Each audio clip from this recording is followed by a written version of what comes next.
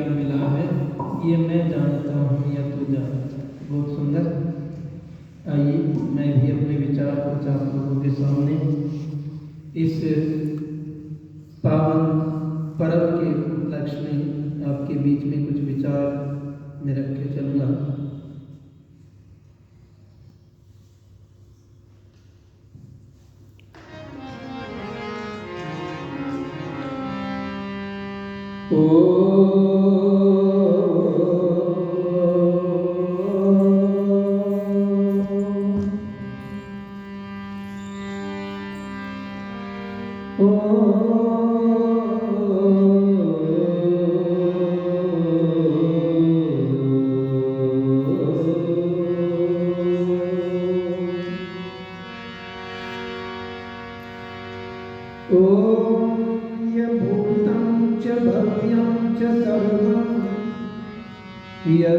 यश्चादितिष्ठति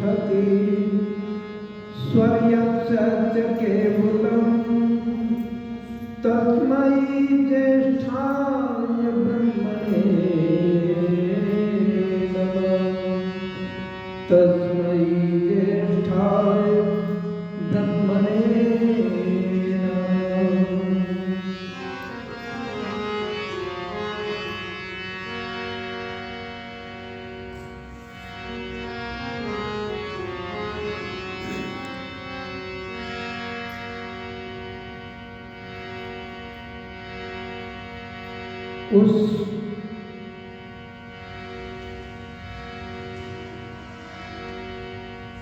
उस तन की कौन बड़ाई करे,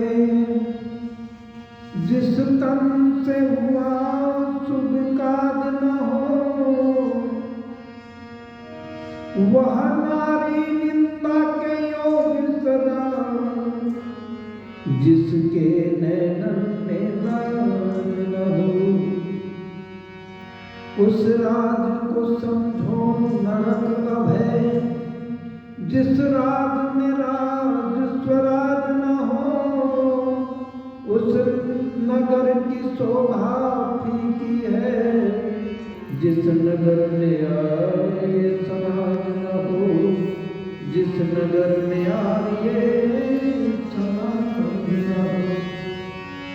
जो भरा नहीं है भावों से, बहती जिसमें रसधार नहीं। वह हृदय नहीं वह पत्थर है, जिसमें देश जाति और धर्म का प्यार नहीं।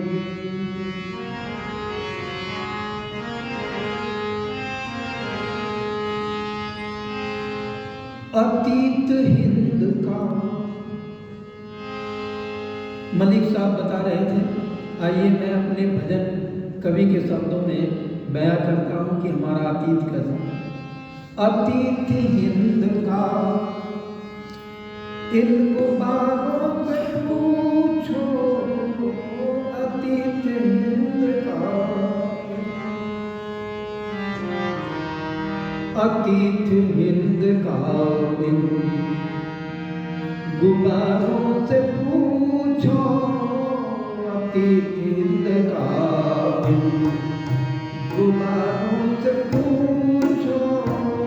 अतीत हिंद का गुबारों से पूछो।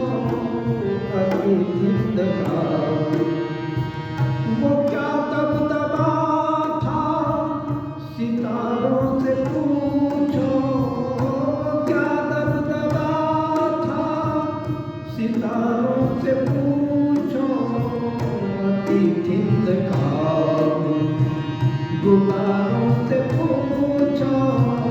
अतीत हिंद का गुबारों से पूछो। अतीत हिंद का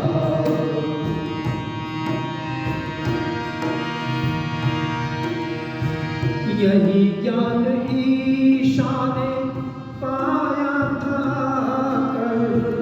यही ज्ञान ईशा ने पाया था कल। ये गंगा के पावन पावन, ये गंगा के पावन किनारों से पूछो। किनारों से पूछो अतीत का, गुब्बारों से पूछो अतीत का, गुब्बारों से पूछो वो क्या दबदबा था, सितारों से पूछो वो क्या दबदबा था, सितारों से पूछो अतीत का, गुब्बारों से पूछो अतीत का।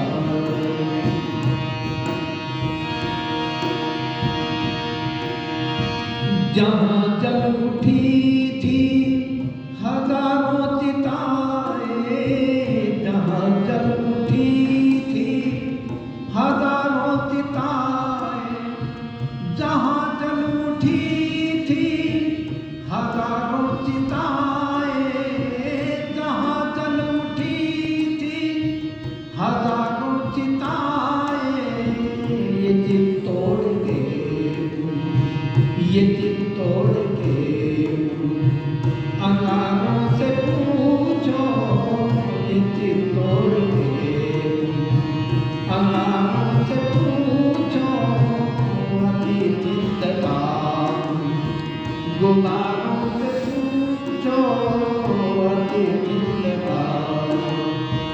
वो क्या दबदबा था, सितारों से पूछो वो क्या दबदबा था, सितारों से पूछो अतीत का, गुब्बारों से पूछो अतीत का।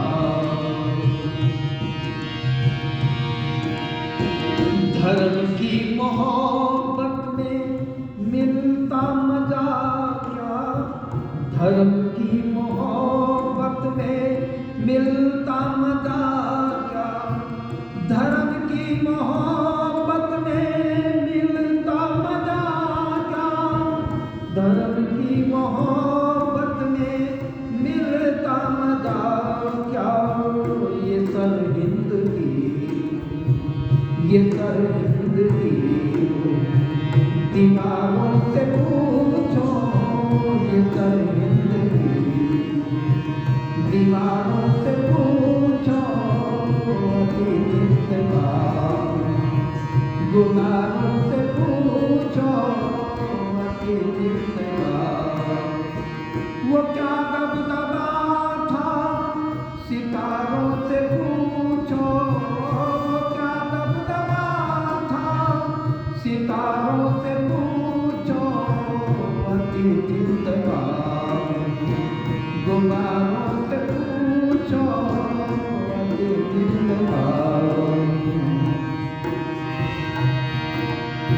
न ताकत का था कोई सानी जहां में, न ताकत का था कोई सानी जहां में, न ताकत का था कोई सानी जहां में, ये राणा शिवा की बाती, ये राणा शिवा की कटारों से पूछो, ये राणा शिवा की कटारों से पूछो अतीत का, गुब्बारों से पूछो अतीत का, गुब्बारों से पूछो वो क्या दबदबा था, सितारों से पूछो क्या दबदबा था, सितारों से पूछो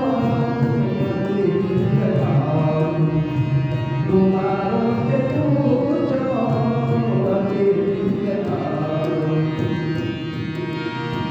मिटाने को आए वही मिट गए खुद, मिटाने को आए वही मिट गए खुद, मिटाने को आए वही मिट गए खुद, हकीकत ये उनके, हकीकत ये उनके मजारों से पूछो, हकीकत ये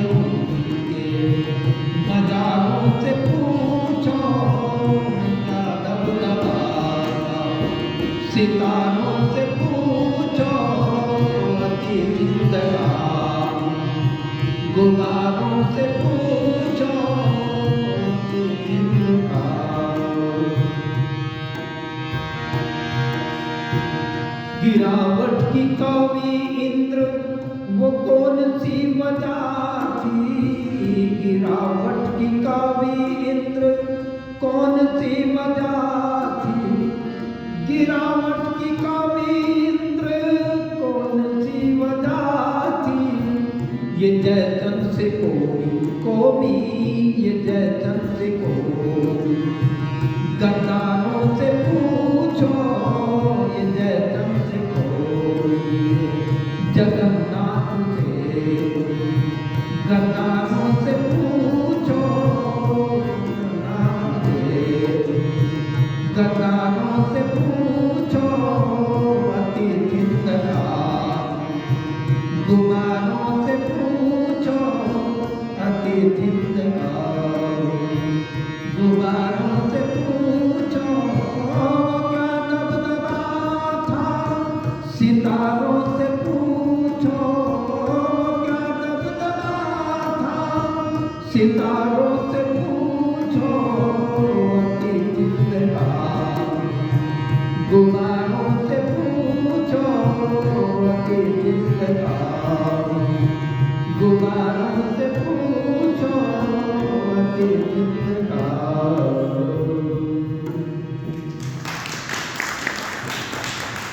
व्याख्यान वेदी पर विराजमान हमारे आसमान के यशस्वी प्रधान भाई देवेंद्र सैनी जी, हमारे आसमान के कोषाध्यक्ष भाई बलराज मलिक जी, हमारे पूर्व मुख्यमंत्री आसमान के सत्येंद्र रावल जी, आसमान को जिनका पूरा परिवार समर्पित है, इनके पिताजी वानप्रस्थी रहे, सन्यासी रहे और बहुत ही प्रचार किया हमारे मेरठ मंडल में।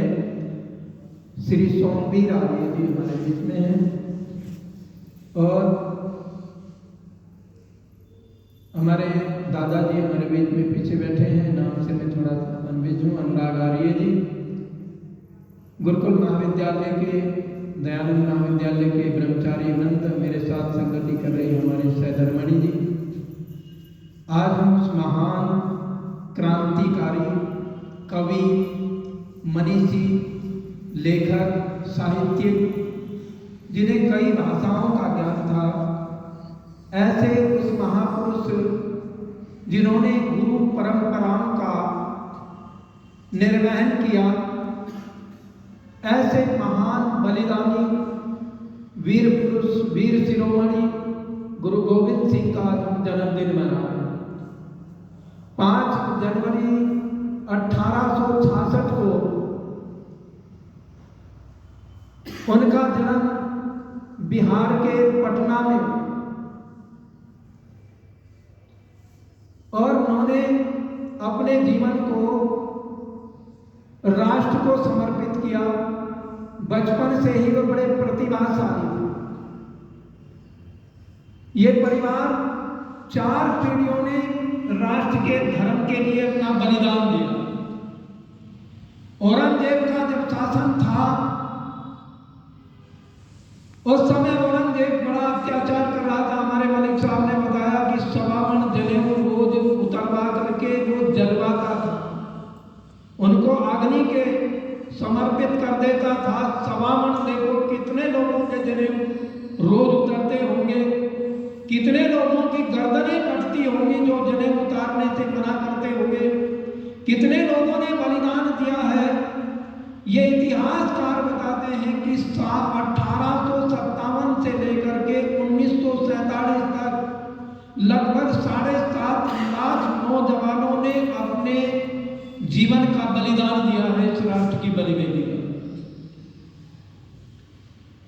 और कुछ तो बच्चों ने बलिदान दिया है। अभी मलिक साहब बता रहे थे जोरावर और फतेह सिंह का। धर्म की मोहब्बत में मिलता मजा क्या, ये सरहिंद की उन दीवारों से पूछो। मैंने देखा है उन सरहिंद के जगह पर जहां पर जो है उन 2 बच्चों ने, छोटे छोटे बच्चों ने बलिदान दिया।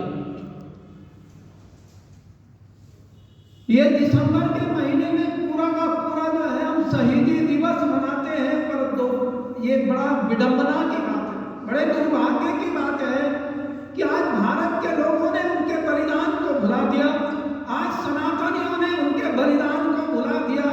आज जो जिनके माथे पर चंदन लगा रहता है, जिनका माथा तिलक से सुशोभित होता है, यदि वो चंदन हमारे माथे पर लगा है तो वो शहीदों के खून से लगा, उसमें उनकी खून की झलक आती है, जिन्होंने बलिदान देकर के उस चंदन की, उस तिलक की रक्षा की। 9 साल की आयु है, गुरु गोविंद सिंह की पिता के पास में बैठे हैं और पिता से मिलने के लिए कश्मीर के कुछ पंडित आए हैं। उनमें एक पंडित का नाम था सीताराम। उसने कहा, जब वहां पर अत्याचार हो रहे थे औरंगजेब के, उसने कहा भैया एक ही हमें इस निजात से बचा सकता है, एक ही व्यक्ति है पूरे भारत में जो हिंदू संस्कृति की, आर्य संस्कृति की, सनातन संस्कृति की रक्षा कर सकता है और हमें पतन होने से, पथभ्रष्ट होने से बचा सकता है। केवल एक ही व्यक्ति है और वो है गुरु तेग बहादुर।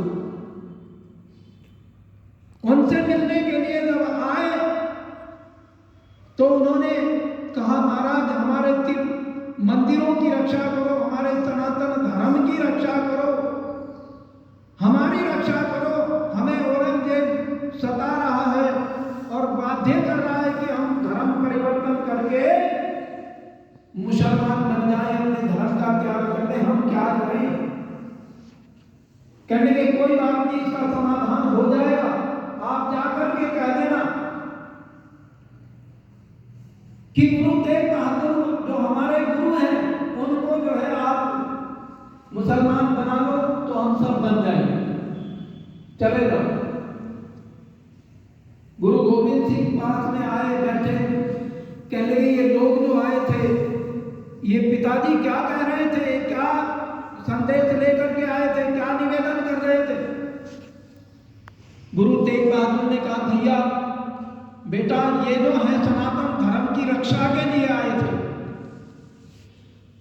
औरंगजेब अत्याचार कर रहा है और इन सनातनी लोगों को वो जबरदस्ती बरात जो है इस्लाम कबूल कराना चाहता है और कुछ करा भी रहा है, बड़ा अत्याचार हो रहा है उसके राज्य में।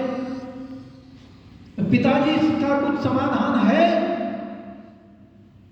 गुरु तेग बहादुर ने कहा, समाधान तो है, किसी महापुरुष का बलिदान, किसी महापुरुष का बलिदान होगा तो इस समस्या का समाधान हो जाएगा। गुरु गोविंद सिंह की 9 वर्ष की आयु है, कहता है पिताजी आपसे बड़ा कौन महान व्यक्ति होगा आज भारत के अंदर, कौन धर्मात्मा है आप जैसा, कौन दिव्य पुरुष है, आप ही क्यों नहीं कर सकते इस कार्य को? और गुरु तेग बहादुर ने छोटे बच्चे की, अपने बेटे की बात को सुनकर के औरंगजेब को चैलेंज किया और वहां पर बलिदान हुआ। स्वामी श्रद्धानंद जी का चांदनी चौक पर वहीं पर बलिदान हुआ गुरु तेग बहादुर का, उनके सर को काटा गया। बलिदान की पराकाष्ठा गुरु परंपरा का निर्माण किया है, पर आज विडंबना, हमने जो है उनको केवल सरदारों का गुरु मान लिया। नानक देव जी जितने भी महापुरुष हैं, रविदास को हरिजनों का, वाल्मीकि को जिन्होंने रामायण का रचना की है, महर्षि वाल्मीकि को वाल्मीकि समाज का, और भी बहुत सारे महापुरुष हैं, सबने अपने अपने महापुरुषों को अपना अपना जातिगत मान करके बैठे, जबकि महापुरुष तो सबका होता है। सर्वजन सुखाय सर्वजन हिताय, वो तो सबके हित की बात करता है, सबको सुखी चाहता है महापुरुष तो। और गुरु गोविंद सिंह ने खालसा पंथ की स्थापना की। ये खालसा पंथ कोई नया पंथ नहीं चला, ये कोई नया वो नहीं था संप्रदाय। उन्होंने इस वैदिक संस्कृति की, सनातन संस्कृति की रक्षा के लिए नौजवानों का एक दल का, एक सेना का निर्माण किया। जो इस राष्ट्र की अस्मिता को, इस राष्ट्र के गौरव को, इस राष्ट्र की गरिमा की रक्षा करे, ऐसे नौजवानों का हम कल वेद मंत्र पढ़ रहे थे। उस वेद मंत्र में आया है जो यजुर्वेद का हमारा 7वां अध्याय चल रहा है, उसमें एक मंत्र आया है कि राजा कैसा हो, राजा के सैनिक कैसे हो। और हमारा सत्यार प्रकाश में भी आज यही प्रकरण था। राजा किस प्रकार का हो, राजा के सभासद कैसे हो और राजा की सेना किस प्रकार की हो। तो वर्णन आ रहा था और वेद में भी वर्णन आ रहा था कि एक एक व्यक्ति हजारों व्यक्तियों का, दुश्मनों का, आतताइयों का सर कलम करने वाला हो। वो ऐसा हमारा जो है नौजवान हो जो हजारों लोगों से एकला लड़ सकता हो, इतनी सामर्थ्य हो, इतनी क्षमता हो उसके अंदर। पर ये कहां से मिले ऐसे नौजवान? गुरु गोविंद सिंह ने भी प्रतिज्ञा की थी, चिड़ियंते में बाज चुनाऊं, चिड़िया से बाज को लड़ा। चिड़िया बाज का मुकाबला करे, कहां चिड़िया भी हो गए थे कहां बाज। लेकिन वो एक शब्द कह रहे हैं, वो एक वाणी दे रहे हैं संसार को, कह रहे चिड़ियंते में बाज चुनाऊं और 1.25 लाख से एक लड़ा। जो 1.25 लाख आतताइयों से लड़ने की क्षमता जिसमें हो, ऐसा कमांडो तैयार करूं। और उन्होंने किए ऐसे कमांडो तैयार जो 10-10 हजार सेना के साथ में केवल 1000 व्यक्ति ही लड़े और कई हजारों को काट काट के तलवारों से अपनी शहीदी दी, अपनी कुर्बानी दे करके इस देश की अस्मिता को बचाया। ऐसा उन्होंने निर्माण किया। तो महापुरुष जो होते हैं वो सबके होते हैं, सबको मनाना चाहिए, उनके जीवन का याद करना चाहिए, बनना चाहिए, ऐसा बनाना चाहिए। हमें भी ऐसे याद रखो, जब जब भी शस्त्र कमजोर पड़ा है तब तब शास्त्र जो है दिशाहीन हो, शास्त्र का पतन हुआ है, शास्त्र को मिटाया गया। शस्त्र ही शास्त्र की रक्षा करता है।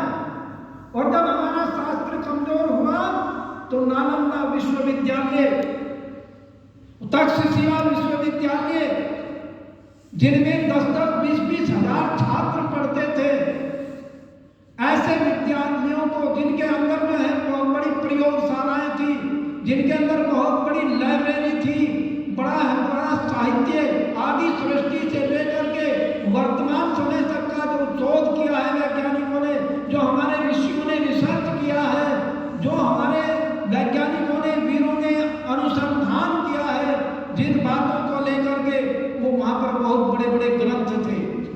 आयुर्वेद के चरक, महर्षि चरक, महर्षि सुश्रुत, अनेकों बढ़ गए थे लोगों के वहां पर जो आयुर्वेद के बड़े मोटे मोटे ग्रंथ थे। उन ग्रंथों को क्या 2.5 वर्षों तक उसमें आग चलती रही, उसको सारे को नष्ट किया आतताइयों ने। क्यों किया? क्योंकि हमारा शस्त्र कमजोर हो गया था। आज हमारा शस्त्र तो मजबूत है पर शास्त्र कमजोर हो गया है। यदि शास्त्र और शस्त्र दोनों कमजोर हो जाएंगे तो देश और संस्कृति का पतन होगा। इसीलिए शास्त्र और शस्त्र दोनों जो है, हमारे गुरुकुल परंपरा जो है, गुरु परंपरा जो है, वो परंपरा निरंतर चलनी चाहिए, वो बढ़नी चाहिए, उसकी रक्षा होनी चाहिए। और रक्षा होगी शस्त्र से। और वह शस्त्र और शास्त्र को जानने वाले विद्यार्थी, बलवान योद्धा, वो कहां से निकलेंगे? वो निकलेंगे गुरुकुलों से, क्योंकि गुरुकुलों में ही शस्त्र और शास्त्र की विद्या सिखाई जाती है। गुरुकुलों में अपने देश और संस्कृति की रक्षा का दायित्व ब्रह्मचारियों के कंधों पर आचार्य डालते हैं। ब्रह्मचर्येण तपसा राजा राष्ट्रं विरक्षति, यह यजुर्वेद का मंत्र कह रहा है। तो ब्रह्मचारी ही देश की रक्षा का भार अपने कंधों पर लेकर के राष्ट्र और संस्कृति की रक्षा करता है। पर आज हमारी विडंबना यही तो है।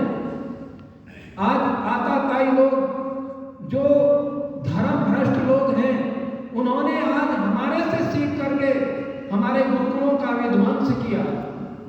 7.5 लाख गुरुकुल थे अंग्रेजों के आने से पहले भारत के अंदर। आज देखो गुरुकुलों की संख्या गिनती पर उंगलियों पर है।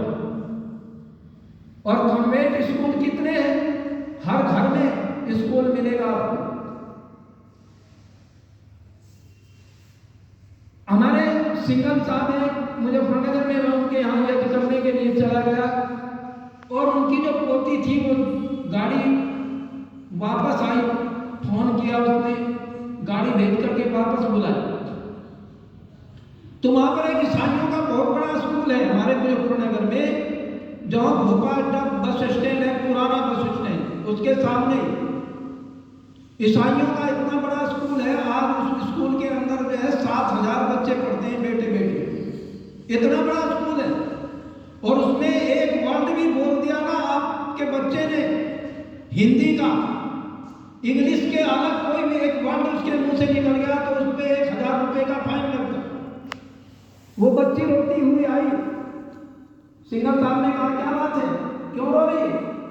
कि मैंने वहां नमस्ते कह दिया, मेरे मुंह से निकल गया नमस्ते, 1,000 रुपए का फाइन लगाया, मेरे पास नहीं थे इसलिए मैं वापस आ गई।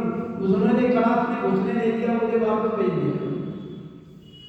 तो आज भी हमारे आजाद भारत में भी इस तरह की परंपराएं आज भी चल रही है।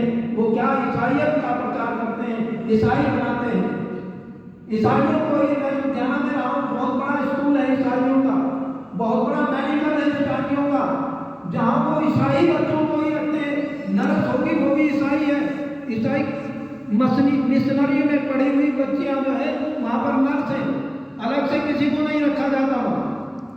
तो ये क्या है? यही तो पतन का कारण बन रहा है कि हमारा शास्त्र भी कमजोर हुआ, हमारा शस्त्र भी कमजोर हुआ और हमारी संस्कृति का ह्रास हुआ और होता आ रहा है, होता रहेगा जब तक हम अपनी गुरुकुल परंपरा को, आर्ष विद्या को नहीं अपनाएंगे। आज हमारे बच्चे जो है बड़े बड़े इंग्लिश मीडियम स्कूलों में पढ़ करके विदेशों में सेट होते हैं, पर आज वो अपने माता पिता को भूल जाते हैं। आज भी देखा, एक आ रहा था कल एक संस्था है हमारे नानो, उसमें पढ़ता है करनाल का देखा व्हाट्सएप पे बुढ़िया को, माता को, जो उनका पति जो आर्मी में बहुत बड़े पद पर था और उस माता को वृद्धावस्था में पुत्र वधू ने, पुत्र का एक्सीडेंट होकर के पुत्र संसार से चला गया और उस बच्चों ने, पोते पोतियों ने और बहू ने उसको जो है ऊपर बालकोनी में जगह दे रखी, ममती के ऊपर जिंदगी। बड़ी पुरानी सी रिजाई है और वहां संस्था के लोग, पुलिस गई जब जाके उस बुढ़िया को, वो दर्री उसको कल उठा करके वो अनाथ आश्रम उसमें ले गए। बता क्या संस्कार हो गए, क्यों हो रहा है इस प्रकार का? हमारी संस्कृति का पतन इसीलिए तो हो रहा है कि आज हमारे बच्चे संस्कृति को नहीं जानते, संस्कृत को नहीं जानते। हमारे सारे ग्रंथ जो है संस्कृत में है और संस्कृत हमारा बच्चा नहीं जानता है, तो हमारे ग्रंथों का उसे क्या पता लगेगा? क्या वेद में है, क्या उपनिषदों में है, क्या रामायण में है, क्या महाभारत में है? कोई बता सकेगा क्या? उसे क्या पता लगेगा? जो भी बता देंगे। हमारे शास्त्रों में जो घालमेल हुआ इसीलिए तो हुआ कि हम जानते नहीं, हमने अपनी विद्या को भुला दिया। और लोगों ने वो उर्दू पढ़ाते हैं, फारसी पढ़ाते हैं, उनके मदरसों में नहीं, घर में। हमारे यहाँ 7-8 घर है और वहाँ पर एक महिला थी, वो रोज पढ़ाती थी बच्चों को, सारे परिवार के बच्चे उसके पास जाते थे पढ़ने के लिए। उर्दू और फारसी पढ़ा रही है, कुरान और हदीस पढ़ा रही है। क्या हम पढ़ाते हैं अपने बच्चों को? पता है, मैंने परसों एक जगह पूछ लिया, एक परिवार में यज्ञ करने के लिए गया, मैंने कहा कि हमारा जो है, हमारे मूल ग्रंथ क्या है? उसने कहा मूल ग्रंथ तो हमारे गीता है। एक बच्चे ने कहा रामायण। मैंने कहा वेद है हमारे मूल ग्रंथ। जब मैं संकल्प करा रहा था, मैंने बताया 1,98,58,53,125 वर्ष हमारा चल रहा। उन्होंने कहा वेद को तो 5,000 वर्ष हुए हैं, ये तो वेद व्यास जी ने लिखे हैं वेद, तो उन्हें पता ही नहीं है, पढ़ाया जाता है ये। तो हमें अपनी शस्त्र को मजबूत करना पड़ेगा। जब शस्त्र मजबूत होगा तभी शास्त्र मजबूत होगा इन्हीं शब्दों के साथ वाणी को विरमित करते हुए आप सभी का बहुत बहुत धन्यवाद। हम सभी मिलकर के अपने महापुरुषों का जीवन चरित्र मनाएं। महापुरुष सभी के होते हैं। आज हम उन महान शिरोमणि गुरु परंपरा के पोषक और वैदिक संस्कृति के संवाहक रक्षक गुरु गोविंद सिंह की जयंती मना रहे हैं, तो हमें बड़े हर्ष उल्लास के साथ मनाना चाहिए और अपने उनसे हमें कुछ सीखना चाहिए। इन्हीं शब्दों के साथ वाणी को विरमित इति होश।